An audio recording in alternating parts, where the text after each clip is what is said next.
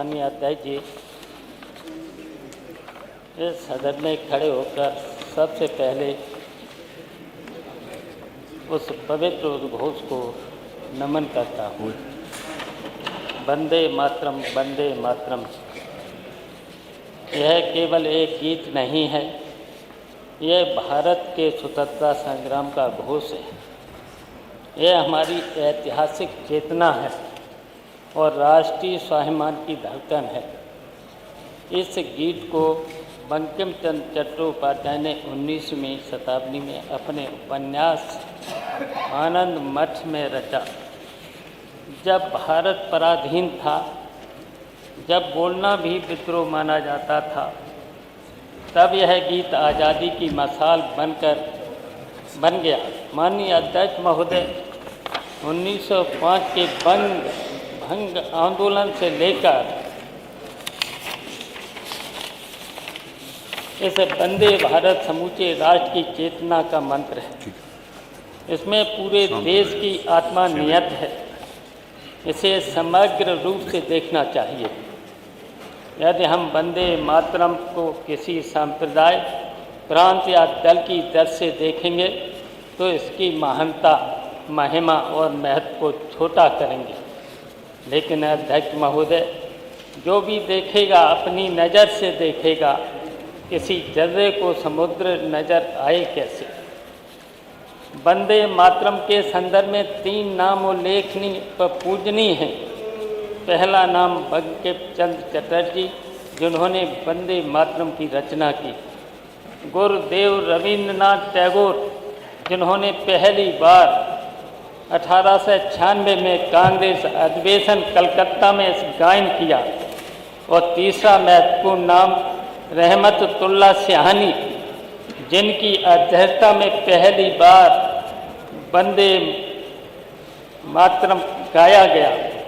सियाने लोग क्यों सिहानी का नाम नहीं ले रहे हैं, इस पर चर्चा होनी चाहिए। जब संविधान सभा द्वारा वंदे मातरम को राष्ट्रगीत के रूप में अपनाया गया था, उस समय पर्याप्त चर्चा हुई थी। उस समय संविधान सभा में मौलाना आज़ाद, मौलाना हसरत मोहानी जैसी विभूतियाँ थीं। किसी ने वंदे मातरम का विरोध नहीं किया। आज इतने सालों बाद वंदे मातरम को क्यों सांप्रदायिक राजनीति घसीटा जा रहा है, इस पर भी बहस होनी चाहिए। इतिहास को आधा अधूरा देखना और दिखाना ठीक नहीं है। महोदय, आज़ादी को हर संघर्ष में वंदे मातरम ने जनता को एक सूत्र में बांधा। यह गीत किसी धर्म, भाषा या क्षेत्र का नहीं था। यह राष्ट्र की आत्मा का गीत था। जब स्वतंत्र भारत की संविधान सभा में राष्ट्रीय प्रतीकों पर चर्चा हुई, तब भी यह स्पष्ट कहा गया था, वंदे मातरम का सम्मान भारत की बहुलतावादी आत्मा का सम्मान है। आज हम यहाँ वंदे मातरम पर चर्चा कर रहे हैं। वह मंत्र जिसने देश की स्वतंत्रता की लड़ाई में हर भारतीय के दिल में जोश, त्याग और मातृभूमि के प्रति अटूट प्रेम भर दिया। किसी भी राष्ट्रीय गीत या नारे का सच्चा सम्मान केवल जुबान से बोलने में नहीं, बल्कि उसके अर्थ को जीवन में उतारने में है। अगर हम वंदे मातरम कहते हैं तो हमें यह भी देखना चाहिए, क्या हमारी नीतियाँ, हमारा निर्णय और हमारा आचरण वास्तव में माँ भारत के हर बेटे बेटी का सम्मान कर रहे हैं। आज सदन में वंदे मातरम के 150 वर्ष पूरे होने पर चर्चा हो रही है। बहुत अच्छी बात है। हम सब इस गीत का सम्मान करते हैं। लेकिन मुझे आश्चर्य इस बात का है, जो लोग आज इस गीत पर घंटों भाषण दे रहे हैं, उनके वैचारिक पूर्वज उस समय कहाँ थे जब क्रांतिकारी वंदे मातरम गाते हुए फांसी के फंदों को झूल गए। इतिहास गवाह है, समाजवादियों और कांग्रेसियों ने लाठियां खाई, जेलें भरी, तब वंदे मातरम हमारी शक्ति था। आज सत्ता में बैठे लोग ऐसा व्यवहार कर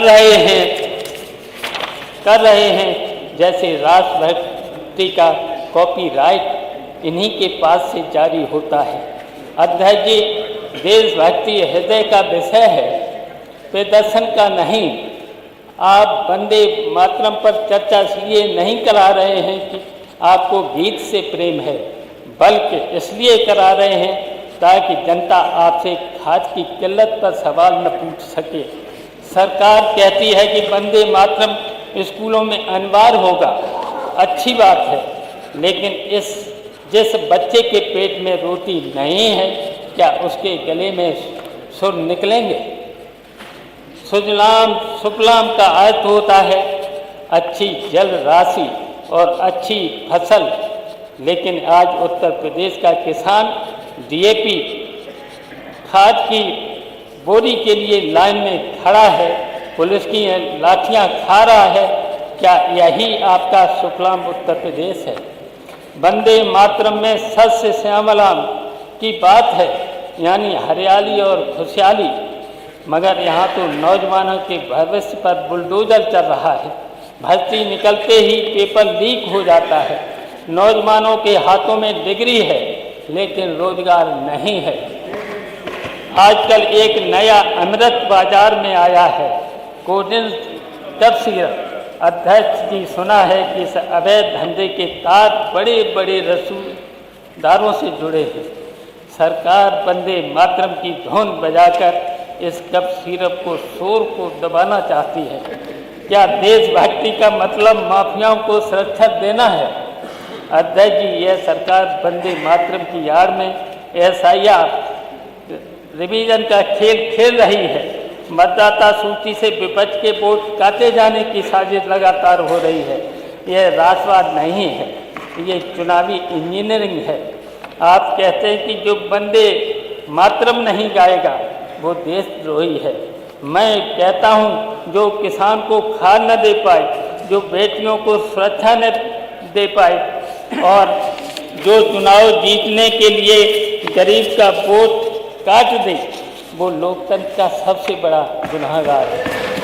आप नाम बदलने में माहिर हैं। आपने इकाना स्टेडियम का नाम बदला, आपने योजनाओं के नाम बदले, आपने मनरेगा का नाम भी बदल दिया। काम नहीं करना, बस नाम बदलना और चर्चा को भटकाना, यही इस सरकार की असली उपलब्धि है। अध्यक्ष महोदय, भाजपा के साथियों को लगता है कि हम उसके राष्ट्रवाद से डर जाएंगे। हम समाजवादियों का राष्ट्रवाद समावेशी है, लोहिया और जेपी का राष्ट्रवाद है। मैं सरकार के लिए कुछ पंक्तियाँ कहना चाहता हूँ। वतन की रेत को जो हाथों से सरकने नहीं देते, वही असली सिपाही हैं जो नफरत को पनपने नहीं देते। राष्ट्रभक्ति सिर्फ नारों में नहीं, नियत में होती है। वंदे मातरम तो वो है जो भूखे को भी सोने नहीं देते। अध्यक्ष महोदय, मैं समझता हूँ वंदे मातरम केवल एक गीत नहीं है, यह संविधान की आत्मा, स्वतंत्रता संग्राम का इतिहास और भारत की साझी विरासत से जुड़ा विषय है। पर दुर्भाग्य यह है कि आज वंदे मातरम को सम्मान देने की बजाय भाजपा द्वारा राजनीतिक हथियार बनाया जा रहा है। वंदे मातरम कहने से पहले हम यह भी याद रखना होगा कि भारत माता केवल नारे से नहीं, न्याय, समानता और भाईचारे से मजबूत होती है। इसी गीत ने स्वतंत्रता आंदोलन में लाखों युवाओं को प्रेरित किया। लाला लाजपत राय, बिपिन चंद्र पाल, अरविंद घोष और महात्मा गांधी तक ने इसे राष्ट्र प्रेम का सुर माना। लेकिन गांधी जी ने यह भी कहा था, देशभक्ति का अर्थ यह नहीं कि हम किसी पर विचार थोप दें। यही तो भारतीयता है। सम्मान, सहमति और संवैधानिक मर्यादा में पूछना चाहता हूँ, क्या बेरोजगार नौजवान वंदे भारत नहीं बोलता है? क्या किसानों की आय दोगुनी न होना देशद्रोह है? क्या पेपर लीक पर सवाल उठाना राष्ट्रीय विरोध है? अगर ऐसा है तो इस सदन में बैठे कई मंत्री आज सबसे बड़े राष्ट्रवादी अब नेता हैं और प्रदेश की जनता नकली देशभक्ति का टिकट नहीं खरीद रही।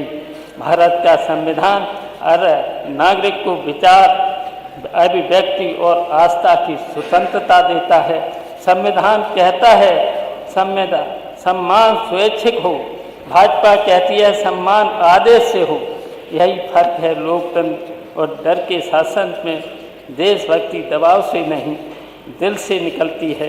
अगर भाजपा सच में वंदे मातरम का सम्मान करती है तो पहले इन सवालों का जवाब देना होगा। उत्तर प्रदेश में युवाओं को सबसे बड़ी आबादी, 10 मिनट हो गए, लेकिन रिक्त पद, भर्ती घोटाले, पेपर लीक, क्या खाली हाथ नौजवान ताली बजाकर देशभक्ति दिखाई। धन्यवाद। गन्ना भुगतान में देरी, खाद बीज अरे वो पूरा महंगा, फिर बोल लीजिएगा ना, गन्ना भुगतान बाद में। 10 मिनट हो गए, सबको बोलना है। 11 मिनट हो गए। कानूनी गारंटी नहीं, क्या खेत में रोता किसान कम देशभक्त है। स्कूल मर्ज, शिक्षक पद खाली, सरकारी स्कूलों की हालत खराब, क्या किताबों से दूर किया गया बच्चा राष्ट्र का भविष्य। वंदे मातरम ने हमें एक भारत श्रेष्ठ भारत का सपना दिखाया, लेकिन आज कहीं भाषा के नाम पर भेद, कहीं पहनावे के नाम पर डर, कहीं पूजा के नाम पर राजनीति। भाजपा को समझना होगा भारत एक रंग का नहीं 7 रंगों का इंद्रधनुष है। आज भाजपा सरकार कहती है सब कुछ ठीक है, तो फिर पेपर क्यों लीक हो रहे, अस्पतालों में डॉक्टर क्यों नहीं, थानों में न्याय क्यों नहीं। शायद सरकार का मंत्र है वंदे मातरम बोलो, सवाल मत पूछो। पर समाजवादी पार्टी कहती है वंदे मातरम बोलो और सवाल भी पूछो। हमारे लिए देशभक्ति का अर्थ किसान खुश, युवा रोजगार, महिला सुरक्षित, दलित पिछड़ा सम्मानित, अल्पसंख्यक आश्वस्त। यही है नया भारत, यही है असली वंदे मातरम। मिट्टी की खुशबू से पहचान बने, हाथों में काम हो तो शान बने, नारे नहीं नियत से देश खड़ा हो, यही वंदे मातरम की पहचान बने। माननीय अध्यक्ष महोदय, मैं सरकार से पूछता हूँ, क्या आप वंदे मातरम के साथ रोजगार मिशन लाएंगे? क्या आप वंदे भारत के साथ पेपर लीक कानून बनाएंगे? क्या आप वंदे मातरम के साथ किसानों को बकाया चुकाएंगे? अगर नहीं तो जनता समझ चुकी है यह केवल राजनीतिक शोर है। वंदे मातरम का सबका है, किसी पार्टी का नहीं। इसे डर का औजार नहीं, प्रेरणा का मंत्र बनाइए। समाजवादी पार्टी हर उस राष्ट्र भक्ति के साथ है। संविधान को माने, गरीब को उठाएं, नौजवान को रास्ता दें। अध्यक्ष महोदय, आज यहाँ वंदे मातरम पर बड़ी बड़ी लंबी चौड़ी व्याख्याएं हो रही हैं। ऐसा लग रहा है जैसे राष्ट्रभक्त की गंगा सिर्फ इन्हीं के बेंचों से बह रही है। अध्यक्ष जी वही लोग हैं जो तिरंगे के साथ फोटो शिवपाल जी बस करिए प्लीज। लेकिन तिरंगा बनाने वाले गरीब बुनकर के घर में अंधेरा रखते हैं। इनका राष्ट्रवाद डिजिटल है, हमारा राष्ट्रवाद धरातल पर है। सरकार कहती है कि सबको वंदे मातरम गाना होगा, हम तो गाएंगे, खुशी खुशी से गाएंगे। लेकिन क्या सरकार उन लाचार पिताओं के साथ बैठकर गाएंगे जिनके बेटे नशीले कफ सिरप पीकर बर्बाद हो गए? क्या ये उन किसानों के साथ वंदे मातरम गाएंगे जो खाद की बोरी के लिए सहकारी समितियों के बाहर रातों को ठिठुर रहे हैं?